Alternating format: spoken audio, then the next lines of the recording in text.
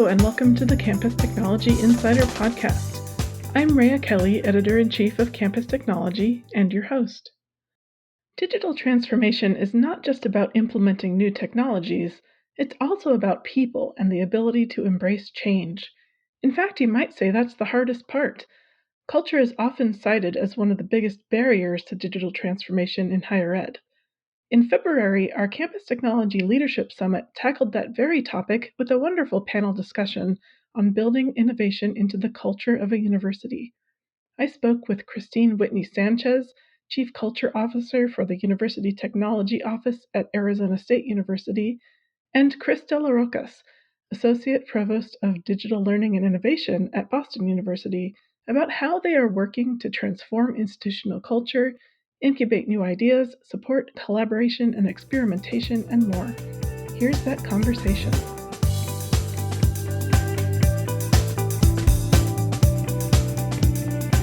First, I'd like to ask each panelist to introduce yourself, your role, and a little bit about the work you do. Christine, maybe we could start with you. Thank you so much. This is Christine Whitney Sanchez coming to you from Tempe, Arizona, where it is actually raining today. We've had super warm hiking weather out here, and it's nice that it's given us a little bit of moisture today.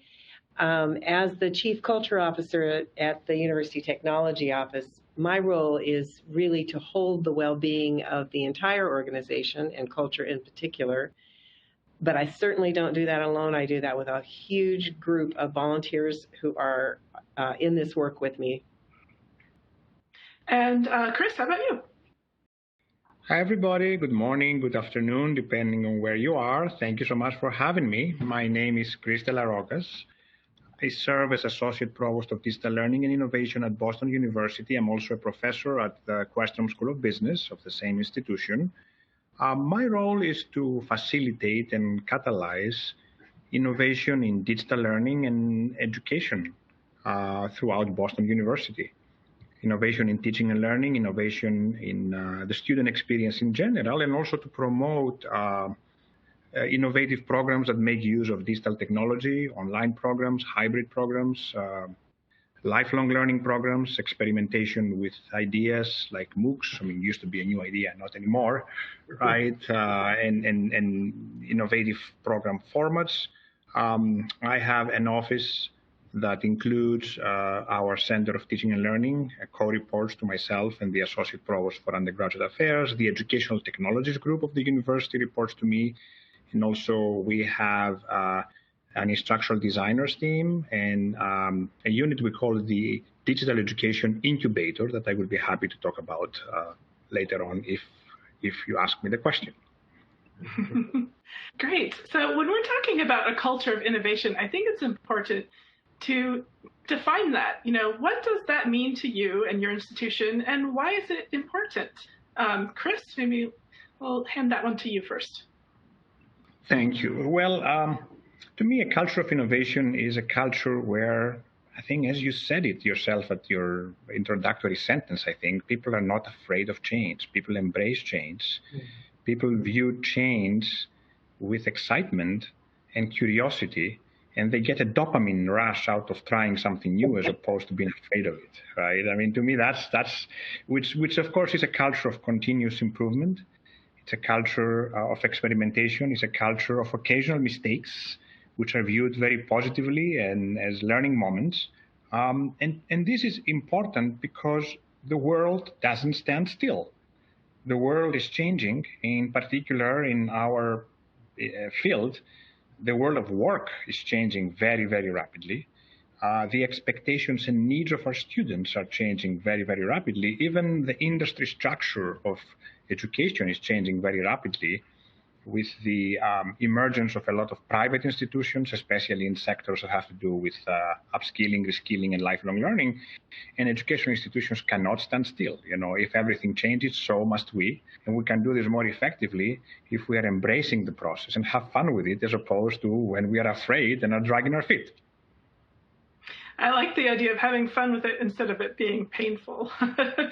Christine, what does the culture of innovation mean to you?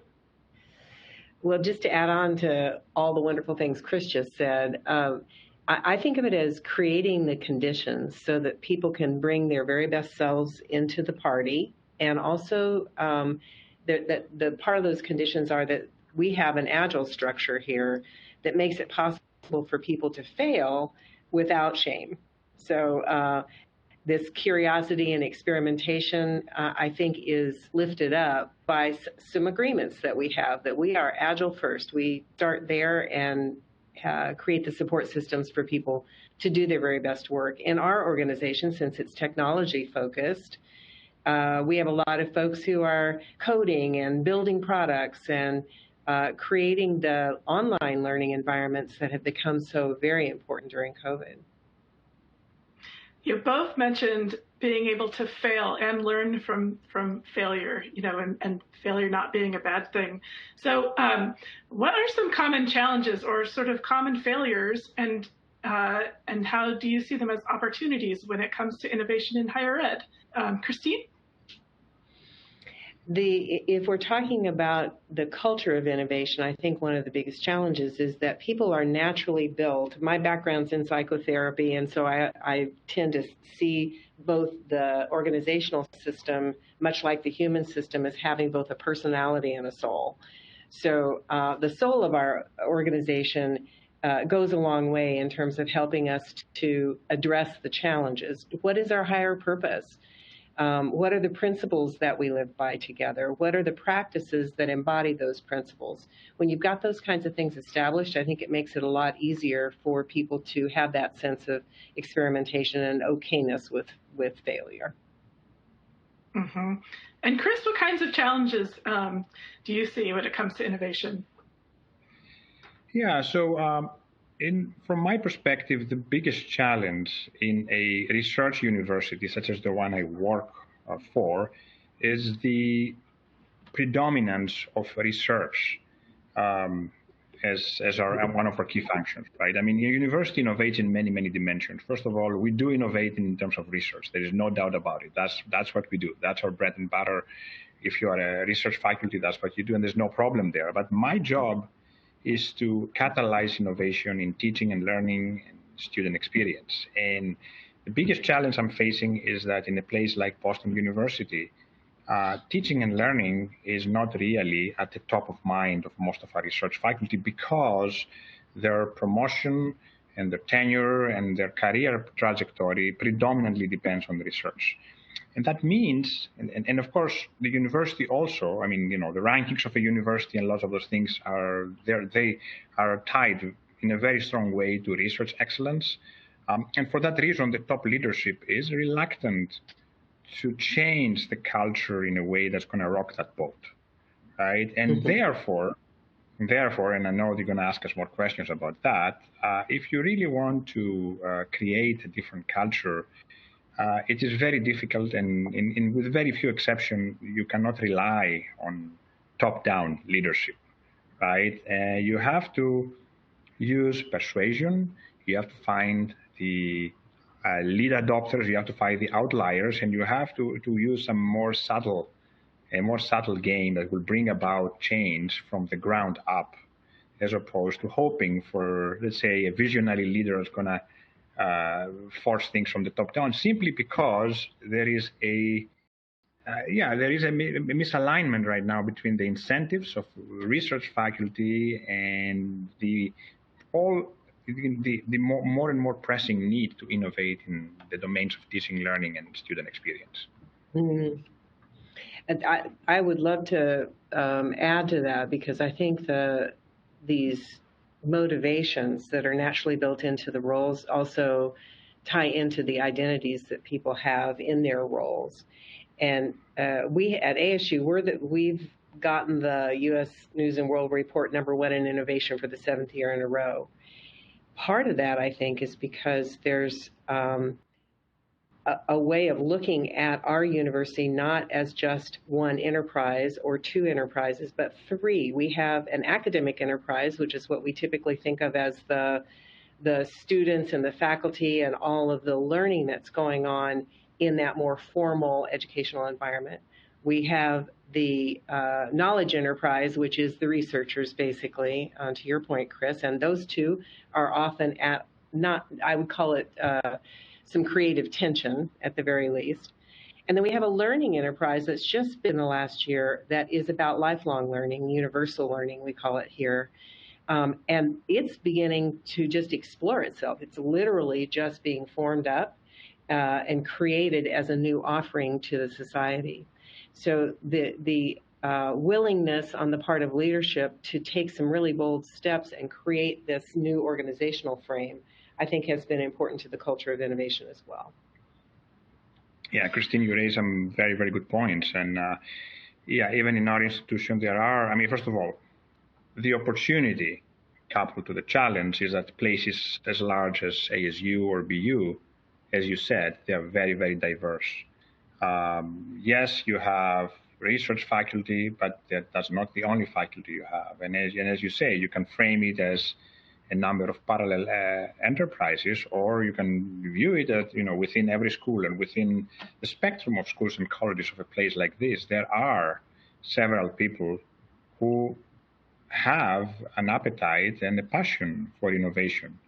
And I believe that one of the first steps, if you want to bring about change, is to find those people and bring them to the foreground and try to work with them in order to, leverage their passions and their interests to try out new things, develop pilots, do experiments, and if those are successful, then spread the gospel, to everyone else.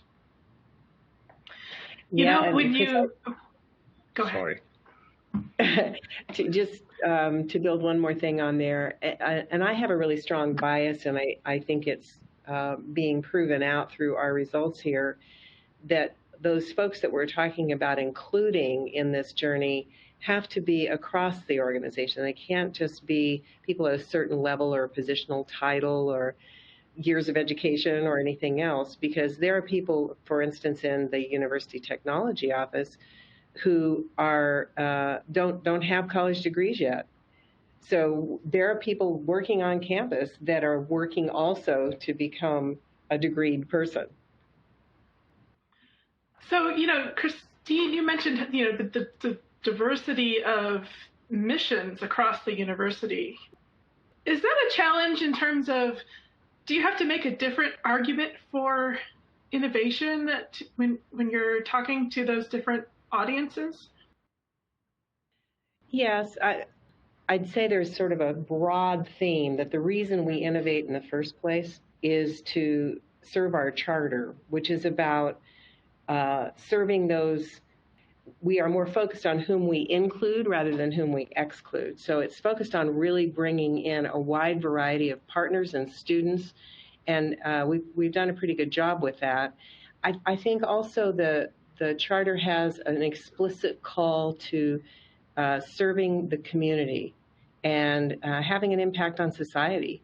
And so that binds together, I think. It provides the bond, anyway, for those of us that are working in really disparate parts of this very vast system. Mm-hmm. Okay, so you're finding kind of like a common mission across all those different areas.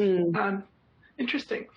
So when you're working to transform institutional culture, let's talk about the best places to start when you're laying the foundation for change. Chris, I know you touched on finding the champions. Could you maybe talk more about those first steps? Yeah, I can talk about what we did, and of course, one thing I've learned is that there is no single recipe for innovation. It really depends on the specifics of the organization.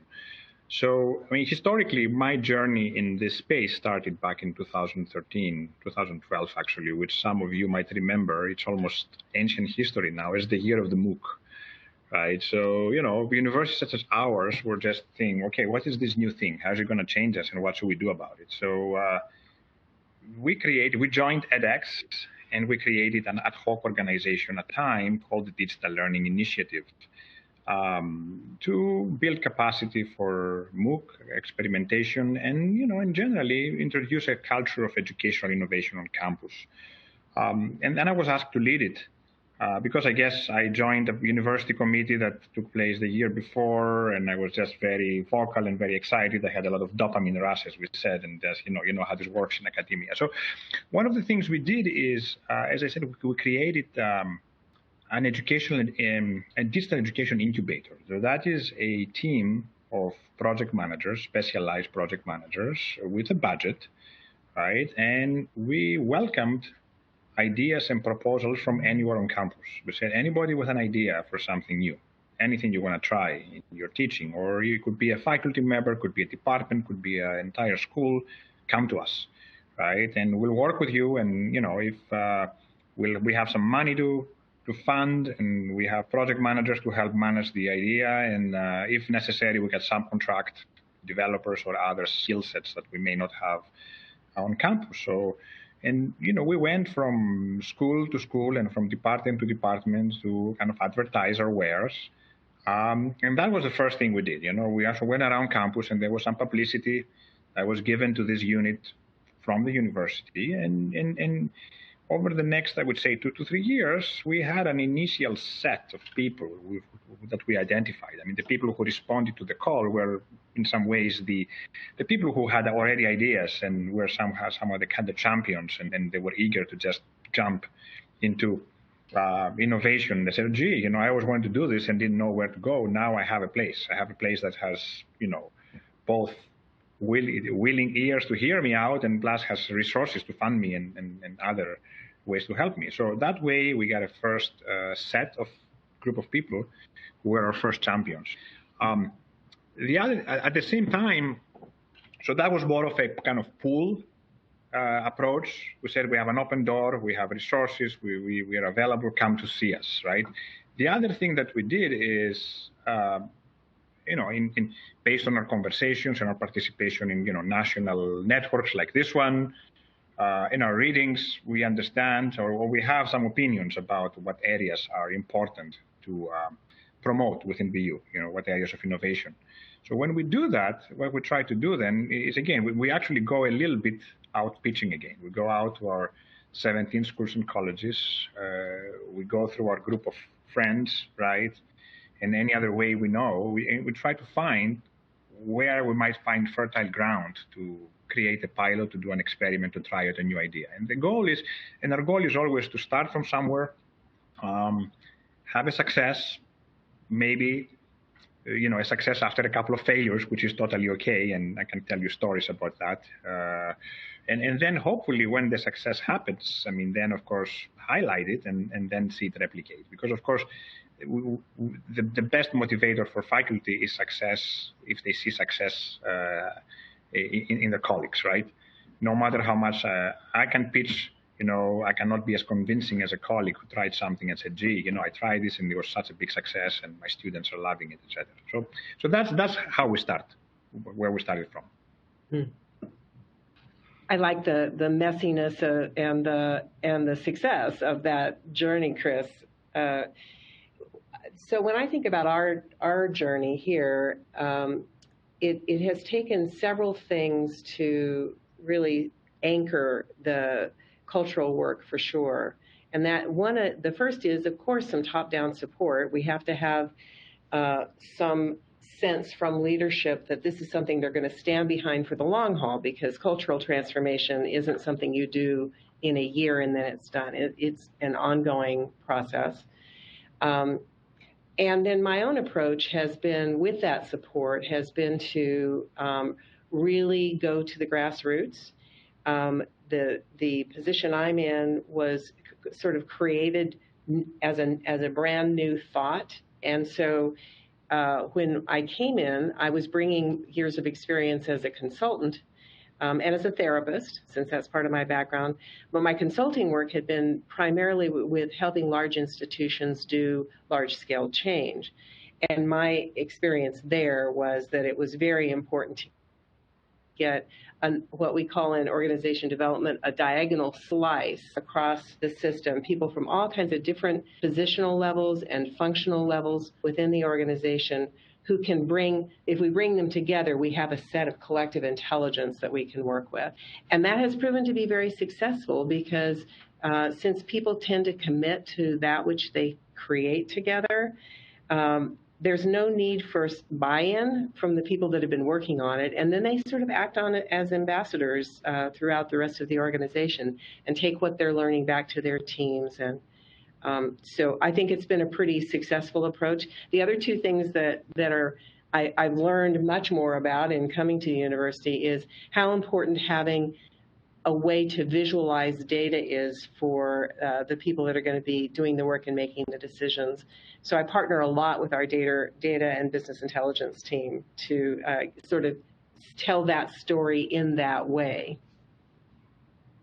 I really like that you brought up data, and also the visual of the diagonal slice is really, that really makes so much sense.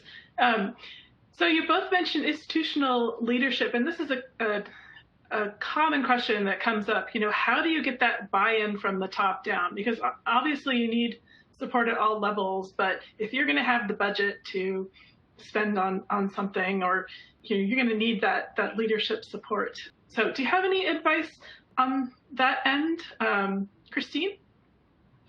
Very much like what I was saying about being able to visualize the journey, that goes for the highest level leaders as well. So they need to know that there's a there. Something is already working, something's already established that is working, but also be able to see into the future. And with the kind of visionary leadership that I experience here, that's a really key part of it, is because they're thinking 20, 30, 100 years ahead. How is what we're doing now tied to this desired future that we're looking at together?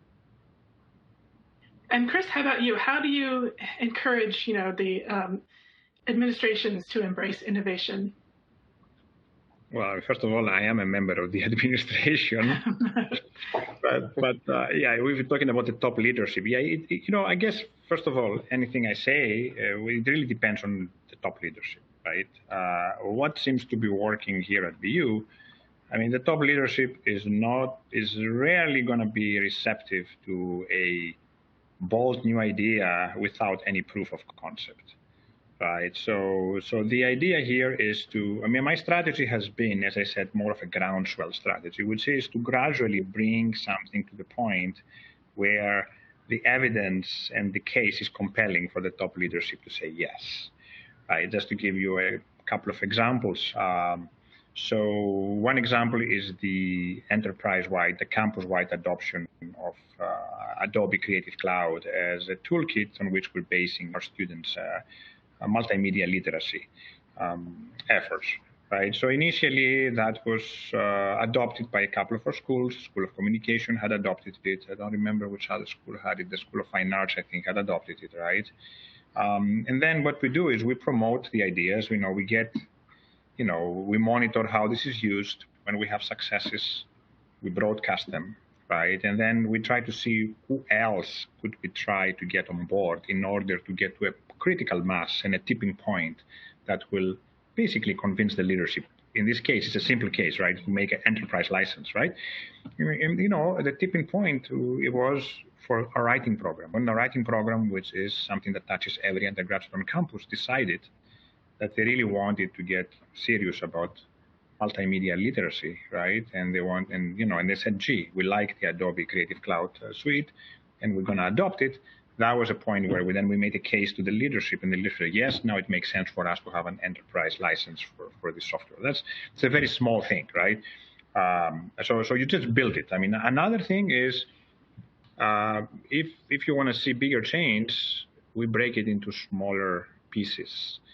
And typically, we first start with pieces that are most innocuous, right? And most unlikely to face resistance. Like, one of the things that we are actually still working on is to have a more organic relationship of alumni in our academic programs, not to view alumni simply as donors, etc., but to have them organically involved with our students, and also to have alumni involved after the graduation, in various programmatic ways. We said, where do we start? And, we said, okay, well, one of the most innocuous first steps is to say, well, let's actually see if we can use alumni as advisors for our undergraduate students. I mean, which dean or program would say no to that, right? It doesn't disrupt anything. It doesn't require anybody to change anything. It's an addition which, if successful, will have pure added value, right?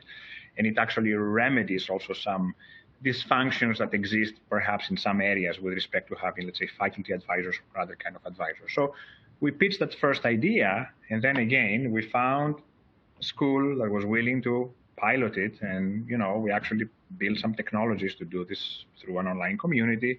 Then this thing succeeded.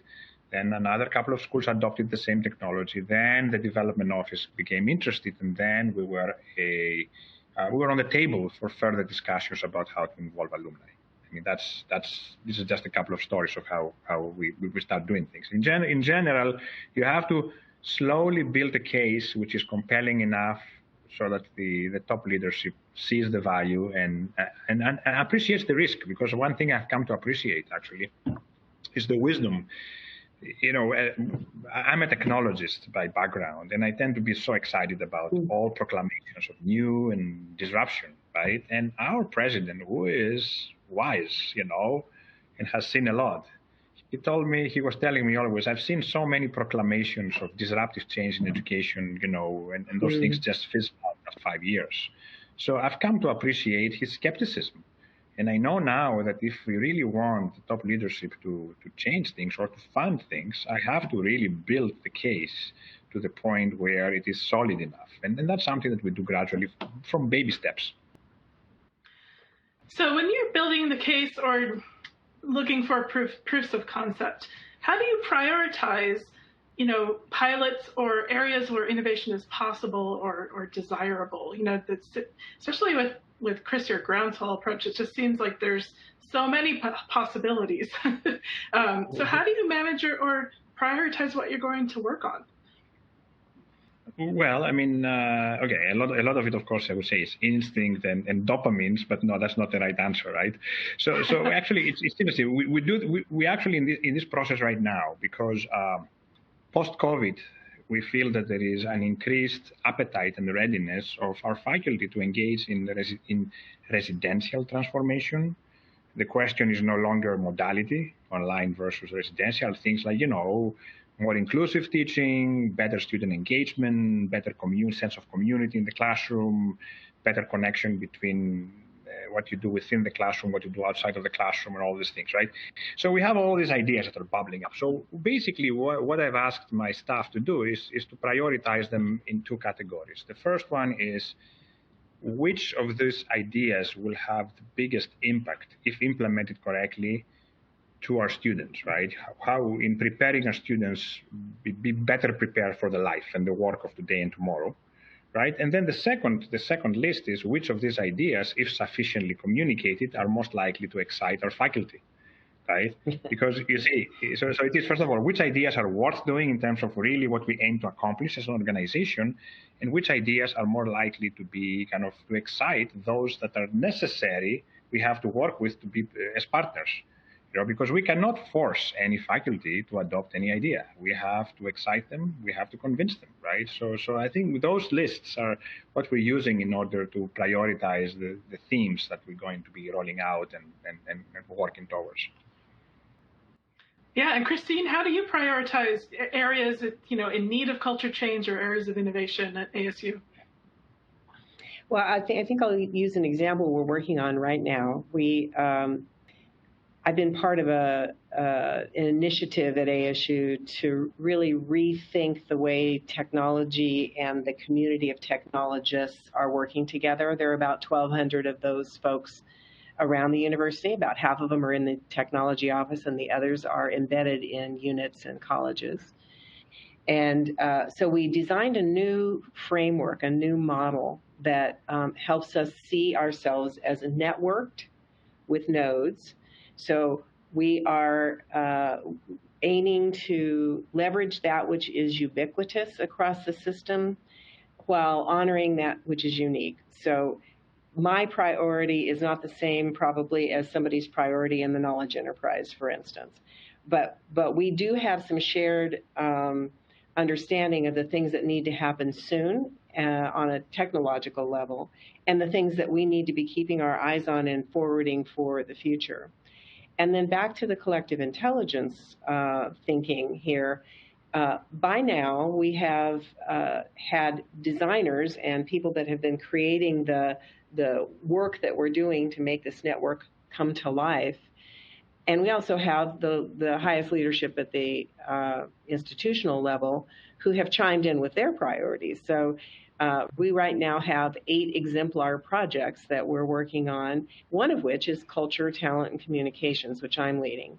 And that goes a long way in my mind to say the technology community has now embraced the importance of things like culture and talent and communications in the overall landscape of technological health.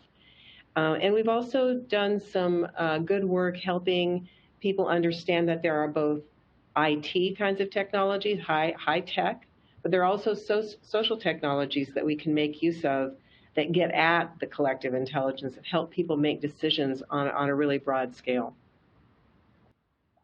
So I thought it might help to visualize, what does it look like to successfully change culture? So could you share an example of how you were able to change the culture in a specific area? Christine, maybe I'll start with you on that one. Sure.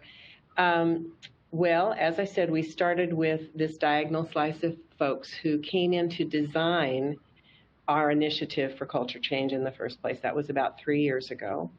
And they decided that one of the ways to sort of instantiate a culture change engine was to have a community of practice. So we have a group that's called Culture Weavers that's been meeting for about 3 years now. And they're just little engines. They're on fire about changing the culture themselves. We also have made culture and communications the #1 strategic priority in our organization. And that gives it a lot of focus. And it includes a lot of different things, including finance and data and things that you might not typically think of as part of the culture journey. I would say as I said earlier, it's this top-down support in terms of resourcing and in terms of just philosophy and communication, sharing the word about it. But we also had established really early on our set of what we call the positive core, which is our core values and our aspirations, our mission, and then went on to establish some leadership principles. So we've got some groundedness with here's what we've agreed to together in terms of the ways that we're going to behave and how we're going to treat each other. And that has been adopted by really most people, I would say, at the University Technology Office to certain degrees. And then we survey 4 times a year to see how that's going based on all our values and principles. How do people feel we are living those in the organization, both in terms of individuals, teams, leadership, sort of all the way across the board? What we're seeing is that there has been a really strong adoption. We have a 4.1 out of 5 scale on how people are feeling on our latest results about the adoption of new cultural practices. And it really comes down to some pretty basic human things. Are we treating each other well? Do we trust each other? Are we really actually being inclusive and thinking about those things when we design anything we're working on? And Chris, how about you? Do you have a good example of changing the culture in a specific area? Absolutely. I'll tell you a story I love to tell. And first of all, let me start with a disclaimer, which is I don't think that anybody in particular has complete authority or responsibility for changing the culture. This is something systemic, and a lot of people and a lot of organizations play a role. But here's one of the biggest successes of that my office helped at least catalyze, right? It was a change of culture of our business school from being like a total laggard in online programs to becoming one of the most kind of revolutionary leaders. So it's interesting. So in 2017, as I mentioned, one of the things my office is doing is manage the relationship with edX. In 2016-17, edX came up with a MicroMasters idea. And in a typical way, we kind of started to shop around. We said, okay, we would love to do a MicroMasters as a proof of concept at BU. So let's go around the colleges to see who might want to do something with us. At that time, the business school had absolutely no intention to engage in anything online. It was not really on the radar of the previous leadership of the school. But then a couple of my colleagues, in fact, I'm a professor at the business school, a couple of my colleagues came up with the idea, said, gee, we would like to maybe do a micromasters in digital leadership. It was 100% faculty-led initiative. The deans had almost no clue about it and definitely were not willing to support it or do anything. They were not opposed to it, but they were not willing to support or dedicate any resources on that. And then without even thinking about it, I told them, guys, before you think about it twice, we'll do it. Right? And so my office fully funded it. We paid the faculty, we paid the developers, and we developed, 7 or 8 courses.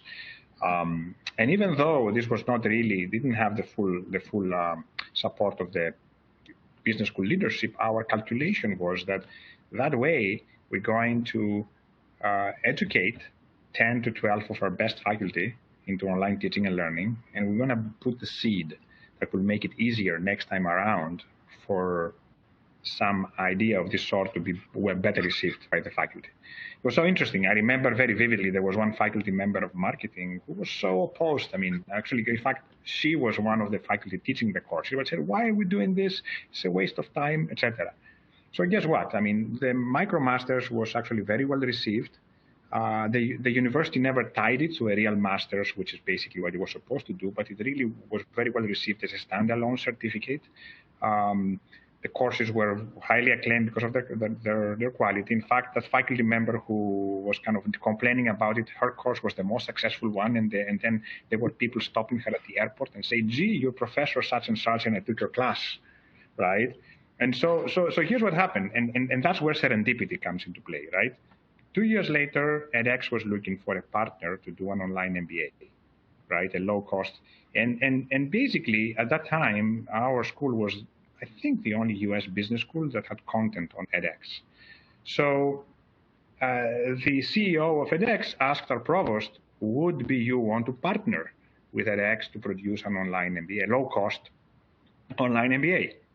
And then the provost got interested, right? And then the provost could see the vision and then basically asked me and the new dean of the business school to make it happen, right? But because of all this groundwork we've done, right, the faculty was not alien. I mean, some very influential faculty in the school had taught the MicroMasters, and so they were, indoctrinated, quote unquote, right? They have done it before. They actually realized it was a lot of work, but they enjoyed the experience. Right, and so this, with much less resistance, let me give you an example. So that was meant to be a online MBA that would be offered at $1/4, $24,000, $1/4 of the cost of a regular MBA. So it was pretty revolutionary. There were many questions about brand, about cannibalization, about things like that. But because of all the legwork we've done, there were faculty in the business school who basically stepped forward and said, this is a great idea, and yes, I'm going to assume the leadership of this and the leadership of that, and I'm going to teach that, And that particular faculty member who was complaining was actually at the time member of the dean's inner circle, and she was also a big supporter of that. And then BU all of a sudden was, one of the, launched at a very revolutionary $24,000 online MBA, which of course then became the seed for the next level of change, which is now BU is launching a large-scale online at scale degree unit, right? That was that where we are transferring part of the resources we have developed over time. So to me, that has been, it's really, in many ways, this is a culmination of the journey we started with edX back in 2012, and it just shows how. But doing steps, right? And some of the steps are really bottom up. There's this crucial thing that I really think facilitated everything that happened afterwards was these two faculty that came to me out of their own initiative in 2017 and said, we're going to do this program, right? And the fact that there was an office in the university that had the funds and the authority to create this program outside of the regular kind of hierarchy of having the deans and the schools approve it. I love that story of the faculty member being recognized at the airport. Christine, did you want to add something, Christine? I wanted to ask Chris a question. So I love the story as well. How much do you think the relationships had to do with the ultimate success? Relationships are important. Yeah, it is true that these two people were people from my school. They are people that I knew as a faculty member. But I like to think, I mean, before we conversed on that plan, we had reached out to other schools who were considering this possibility, and they eventually turned it down. If they had come from there, I think it would have been. I mean, one of the things we try to do is, of course, to be open to everybody, and of course, we also try to develop relationships with everybody, because you're right. I mean, it's all about relationships.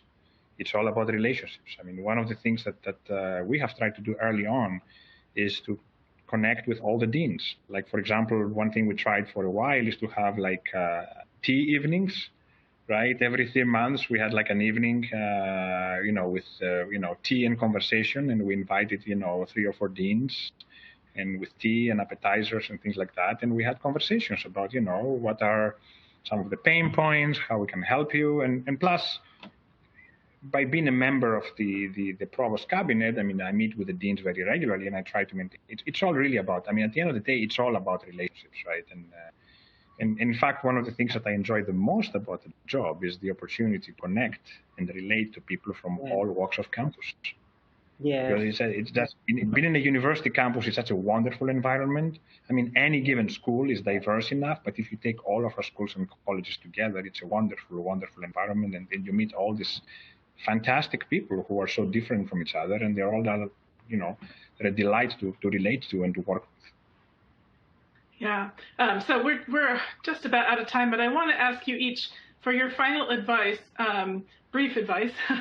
What's one takeaway that our audience, could go back to their institution and do right now? Christine? Yeah, I would say trust in the people that you're working with, and trust the people that may be somewhat invisible. If you give them the opportunity to come forward, they'll really work with you. Great advice. And Chris? Well, I'd like to, maybe echo what Christine said, which is, there are diamonds everywhere, and don't give up. Don't give up. Even if your institution has a culture that doesn't seem as innovative, there are people who are really open and hungry and eager to innovate. So find those people. And the other thing is, it's all messy. I mean, one of the things that, actually I've come to learn, and in fact, I'm a lifelong learner of how to manage and bring change by persuasion. I mean, that's the thing. Especially in a university, you will never have authority over actually the people that you need to partner with, and just invest in learning how to bring about change by persuasion.